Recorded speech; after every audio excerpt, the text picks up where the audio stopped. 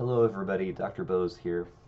So the purpose of this video is to give you all some overview of the course materials, answer some ongoing questions, address concerns, um, and we'll move from there. First thing that I'll let you all know that course materials, specifically Eli Review, which a few people had some questions about, should be resolved by now.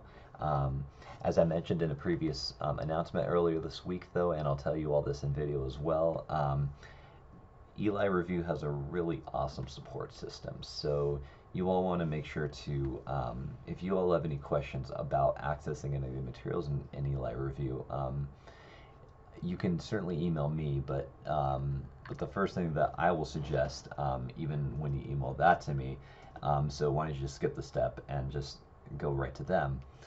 You want to email support, SUPPORT, at elireview.com.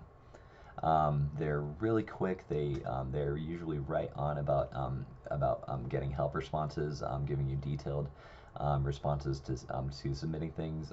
In fact, they are the people who helped me um, uh, create groups and revise deadlines to make sure that everyone was in there. So so definitely you want to email Eli Review, support at elireview.com for any of your support needs. Okay, so bearing that in mind, most but not everyone has actually, it seems, purchased Eli Review software and then tried to implement that um, into their work. At this point, if you haven't submitted anything or even tried to submit anything, it's going to be really hard, especially with the semester starting to wear on, to go ahead and get caught up. So definitely need to do that ASAP, as soon as possible. So just to give you an update on how that works, you go into content. And what you'll do is you're going to click on where it says course materials. And I'm already in there. But once you're in course materials, you're going to be clicking on Eli Review. And this will really be the best way, at least the first time, if you have not yet gotten into Eli Review, to do it, to access it. So you'll click Eli Review, and your page might look slightly different, but I'll show you in a second how it's going to look. Okay. So you're not going to see that screen. However, you will see something a little bit different. So here, you are going to see a course overview page. Hold on. Okay, here we go. You're going to see a course overview page, and this is the name of the course, English 101 FA19 _ Bose. So you're going to go in there. Again, it's going to look a little bit different from my end, but as you can see, just now, just about 70% or so of people have created assignments or have logged into the software. So if you haven't done so already, you definitely want to do so. So you'll see your list of assignments in front of you. You're only going to see these because the others are in draft mode. You're going to click in, say, any of these assignments. I'm going to go ahead and click in revision plan for module peer review experiences. And once I'm in there, I actually don't want to click in there because some names are going to be showing. But once you're in there, you're going to see some directions. You've already been assigned to a group. And if you have not been assigned to a group, it is important that you email me as soon as possible, of course, after you've purchased Eli Review software. So this is just a little bit of a brief overview of what Eli Review looks like. So bearing that in mind, I want to make sure that you all actually have an idea of what it's going to look like, what the other textbooks are going to look like. So I want you to make sure that you've gotten into the student's guide.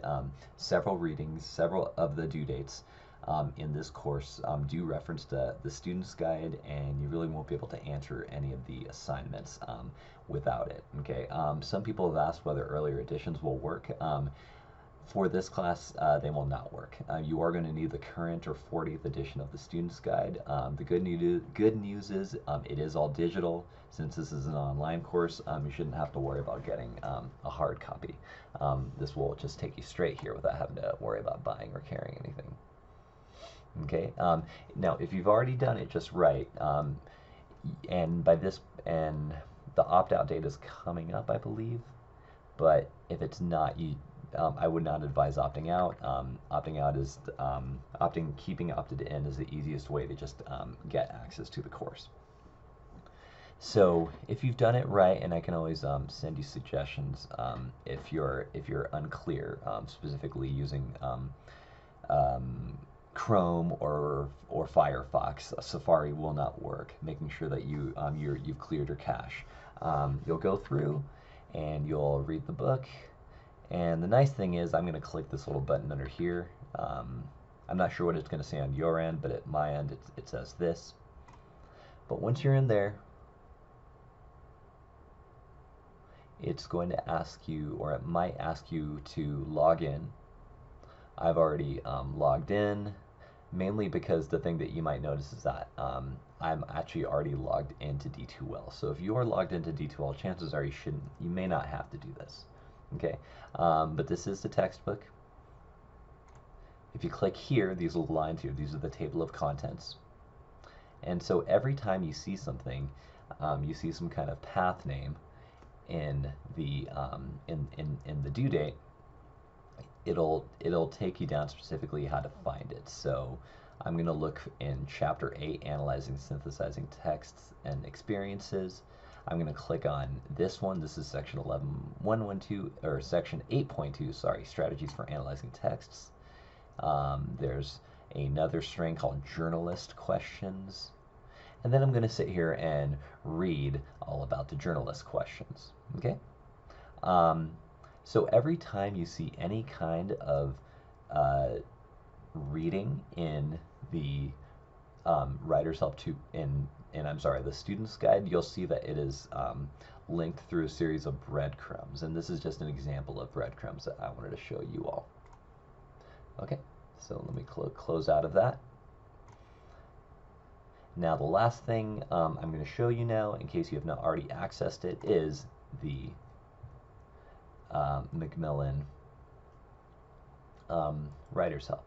So notice now I'm on the home page of the course. I'm scrolling down past all those due dates. By the way, side note, if you have not noticed this already, all the deadlines for eLive Review up through I think Sunday have been extended by about a day or so.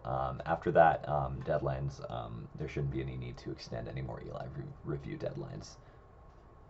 Okay, so on the home page, I'm on the home page of the course. I'm scrolling down, and now I am looking for where it says Writer's Help. Writer's Help, or Writer's Help 2.0, is the third item that you will need to purchase for this course. So I'm going to click in here. Again, if you're in Writer's Help, you should be able to access it okay.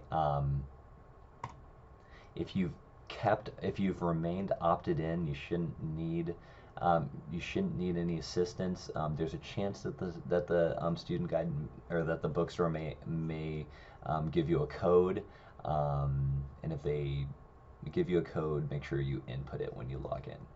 Okay, and if they don't give you a code, then you should just be able to get into this screen. Okay. All right, so same thing. The concept is very similar to the Student's Guide. Writer's Help 2.0 is also referenced in terms of strings. So, for example, if I'm going to have you read a section that's underneath a chapter called Writing Processes, if you continue to look in here, I might have you read a chapter called Developing Paragraphs. And within there, I may have you read a chapter called, let's say, Writing Unified Paragraphs. And voila, I've been given the reading for Writer's Help 2.0 called Writing Unified Paragraphs. So this is what I would read before undergoing the rest of the course assignment. Okay, so moving a little bit fast, but you can always break this video up on your own, preview as needed. I hope that answers some questions for you about not only about accessing the textbooks and the software, but also being able to understand how to access them. Let's see. I think the only other thing I want to talk about is a previous assignment, English 197B DD4 HW1. No, I'm sorry. No, that's not the one. I apologize.